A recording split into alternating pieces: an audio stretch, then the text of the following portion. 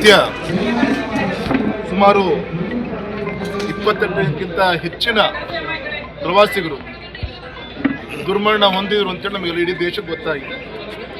ಈ ಸಂದರ್ಭದಲ್ಲಿ ಕರ್ನಾಟಕಕ್ಕೆ ಸಂಬಂಧಪಟ್ಟಂಥ ಇಬ್ಬರ ಪಾರ್ಥಿವ ಶರೀರ, ಅದರಲ್ಲಿ ಒಂದು ನಮ್ಮ ಶಿವಮೊಗ್ಗದ ಮಂಜುನಾಥ್ ಪಾರ್ಥಿವ ಶರೀರ ಇನ್ನೊಂದು ಅರ್ಧ ಗಂಟೆ ಒಳಗೆ ಶಿವಮೊಗ್ಗದ ದುಃಖದ ಕುಟುಂಬದ ಮನೆಗೆ ಸೇರ್ತಾ ಇದೆ.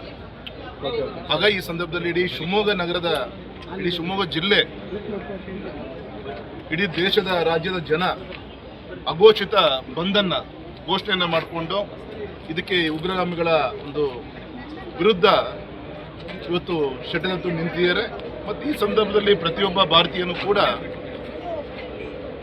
ನಿನ್ನೆ ನಡೆದಂಥ ಘಟನೆ ವಿರುದ್ಧ ಒಟ್ಟಾಗಿ ಒಂದಾಗಿ ಭಾರತದ ನಿಲುವು ಜೊತೆಗೆ ಇದ್ದಾರೆ. ಗೌರವಾನ್ವಿತ ನರೇಂದ್ರ ಮೋದಿಜಿ ಇಂಥ ಒಂದು ದುಷ್ಕೃತ್ಯ ಹಿಂದೆ ಪಾಕಿಸ್ತಾನ ಇದೆ ಅಂತ ಹೇಳಿ ಅನೇಕ ಬಾರಿ ಅವರು ಹೇಳಿದ್ರು, ಅನೇಕ ಘಟನೆಗಳ ಮುಖಾಂತರ ನಮಗೆ ಗೊತ್ತಾಗಿದೆ.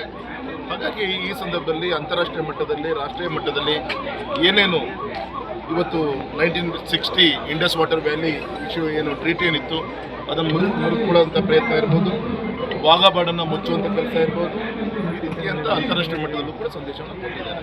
ಹಾಗಾಗಿ ಸಂದರ್ಭದಲ್ಲಿ ಇಷ್ಟು ಮಾತ್ರ ಹೇಳ್ತೀನಿ, ಧರ್ಮ ಜಾತಿ ಎಲ್ಲದೂ ಕೂಡ ಮೀರಿ ಈ ರೀತಿಯಂಥ ಭಾರತದ ಪ್ರಜೆಗಳ ಮೇಲೆ, ಪ್ರವಾಸಿಗರ ಮೇಲೆ ಈ ರೀತಿಯಂಥ ಅಟ್ಯಾಕ್ಗಳು ಪದೇ ಪದೇ ಸಂದರ್ಭದಲ್ಲಿ ಅವತ್ತು ಚರ್ಚೆ ಮಾಡ್ತೀವಿ, ಮರಿತೀವಿ. ಇನ್ನಾದರೂ ಕೂಡ ಒಟ್ಟಾಗಿ ಒಂದಾಗಿ ಭಾರತ ಹಿತದೃಷ್ಟಿಯಿಂದ ಚಿಂತನೆ ಮಾಡೋಂಥ ಒಂದು ಸ್ಥಿತಿ ಆಗಬೇಕು.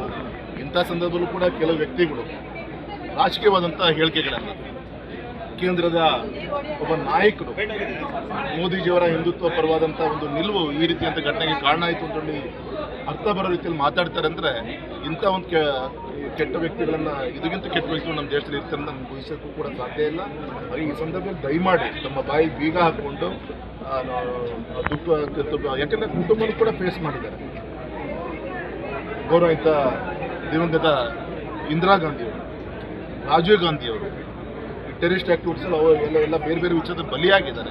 ಅಂಥ ಕುಟುಂಬದ ಒಂದು ಪ್ರಜೆಯಾಗಿ ಈ ರೀತಿ ಅಂತ ಹೇಳಿಕೆ ಕೊಡ್ತಾ ಇದ್ದಾರೆ, ನಿಜವೂ ತಲೆ ತಗ್ಗಿಸುವಂಥ ವಿಚಾರ ಅಂತ ಹೇಳಿ.